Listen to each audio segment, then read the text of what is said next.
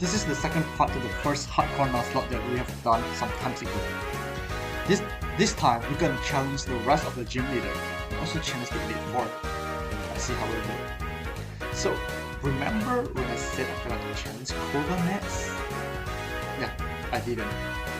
I decided to challenge Sabrina first because I'm gonna clear off Silpho. And here we map our rifle. Our rifle charger is a pain in the butt to deal with, so we have to come up with a strategy.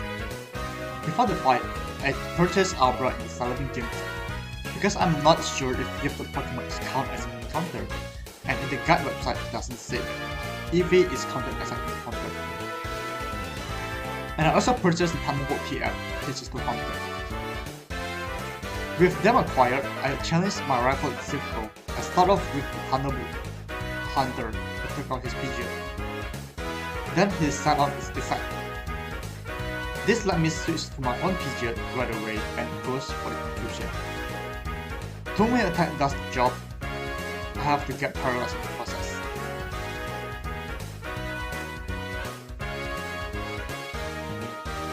This put out his Glycogen. Swap to Graveler to hope that I could kill the rest of his Pokemon with well-timed rollout. Gyarados comes in next and his bite flinches, making my rollout countdown reset to 1. I get a lucky crit on the rollout, but Graveler had taken too much damage in the process when Glycogen Future Sight came in and knocked him out. Unfortunate, but I immediately pull out the Hunter and Thunderbolt the Water Dragon,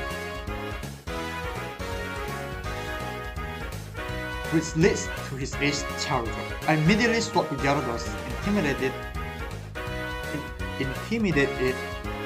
and take not the very effective Flamethrower.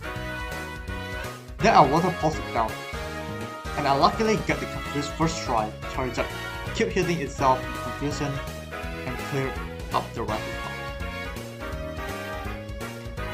And this clears up the rifle fight. I get the gifted Lapras in Silpho before challenging Giovanni. Against Giovanni, I lead the Dig Sandshrew against his ground routine. Dig let me Oko his living Nidorino and send out Kangaskhan X. In desperate of revenge, I immediately swap in the choke and knock it out. He sent out Rhyhorn X, and with my choke already relatively low HP, I swap to Gyarados and knock it out with a quite effective move, before slowly chipping it down to the Nidoqueen with it. And just like that, we've banished Team Rocket from Silpho and Saffron City.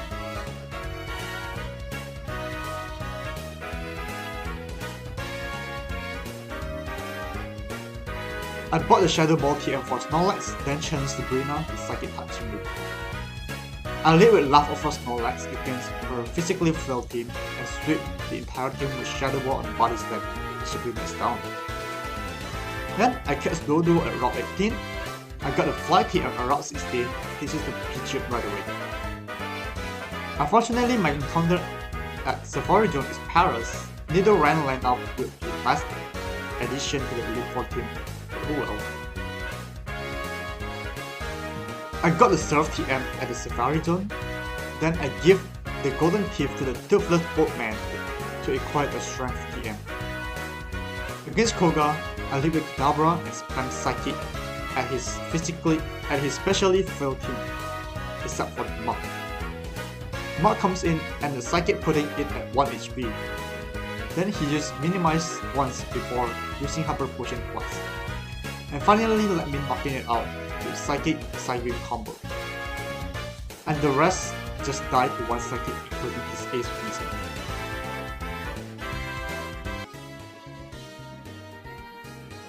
Then I caught Krabby at Route 19, Tentacool at Route 20.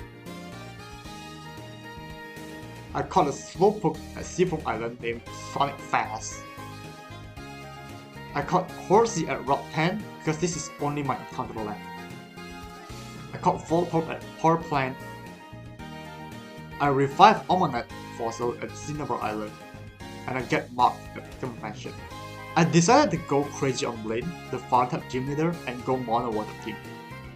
I lit Lapras on his leading Growlithe, and I threw off Rain Dance immediately. Growlithe goes for the Fire Blast, and with Lapras Bulk and Rain, it only does a pickle. With Rain up, I served his entire team with easy 7 batch. Is it overkill? Obviously, but I just do it for the meme. I caught a Ponyta at Thunder Road located at one island, then I get Rock Smash TM at the hot spring.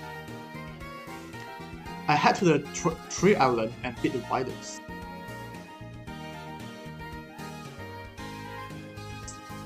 I get Final Net on Barrier Island located at Tree Island, save a kid from a Kid Eater, and head to the True Island where I give the man the meteorite.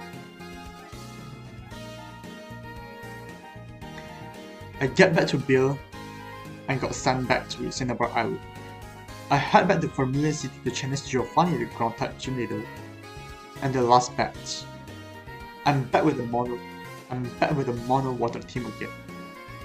With Lapras, let's set up Rain, and I swap to Omanyte that has Swift Swing ability. It should outspec everything, even his Dark Trio. But due to the scary face from the Rhyhorn when I switch in, I'm now unable to outspec his Dark Trio, and have to suffer damage in progress. Once the Rain ran out, he bring out his Nidoqueen and I swap the Lapras back to tank the Earthquake and set another Rain Dance. Looking back, I don't necessarily need to set up Rain on, but I still managed to pull both of his Nidoquappa into underwater. 8 batch down, time to finish journey to become the Kanto champion. I met our final rival fight before the Elite Four at Route 22, and I led Lapras against his Pigeon. Ice Beam took out his bird and set out his Rhyhorn next, and I served it right away. With Rhyhorn down, he sent out his Execute, and it took Ice Beam to the face. After that, he sent out Alakazam that took 2 serves to the face, and he sent out Gyarados. Lapras doesn't really have anything that it could hit the Gyarados super effectively, so I swapped to Slowbro. I swapped in Slowbro to pivot around before swapping it back to Hunter.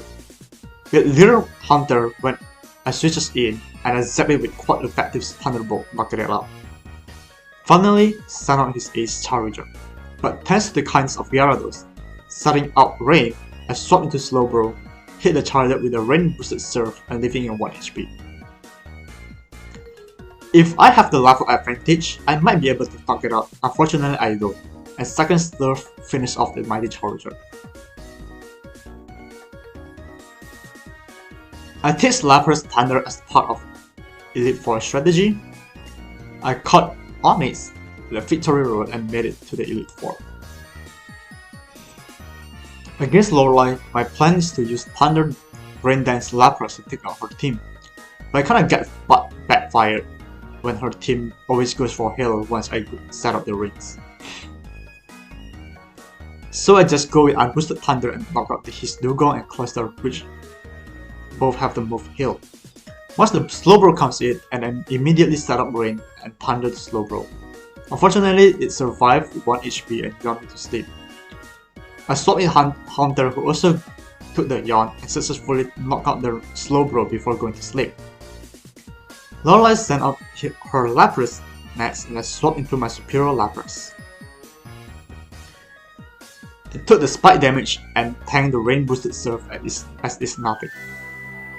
I got confused and took too much damage in the process before hammering down single Thunder to her Lapras, and I need to swap out.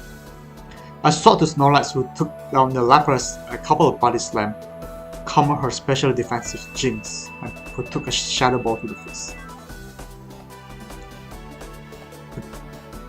Against Bruno, I live with Slowbro, who has all the right moves to take out both his fighting types and ground types, and Bruno is easily defeated.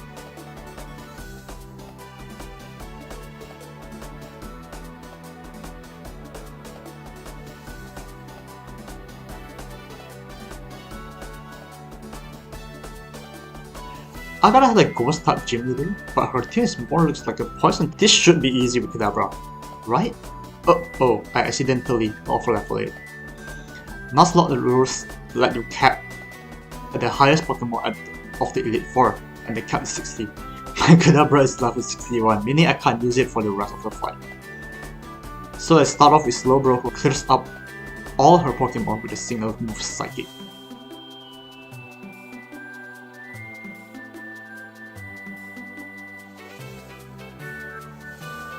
Lance is next, and I start off with Lapras against his Gyarados. My plan is to spam Thunder. I hit at the second turn. Let him send out his scary out of that. And I serve it down twice, first putting it at the healing rings and second immediately killing it. But I also took a lot of damage during the process. I could play better by setting up the ring against his Gyarados and then thunder it down and serve the prehistoric bird.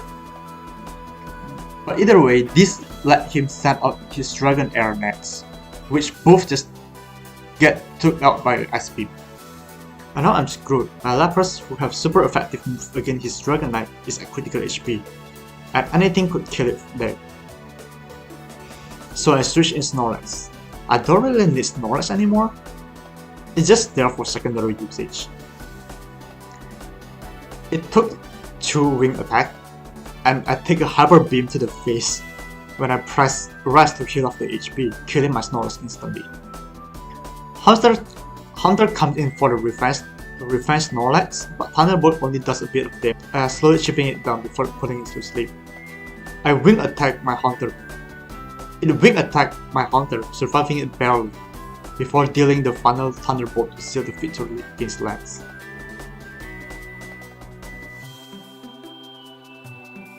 And finally, I challenged the Anxiety Champion as my final goal. To start things off, I lead with Hunter to Thunderbolt down the bird.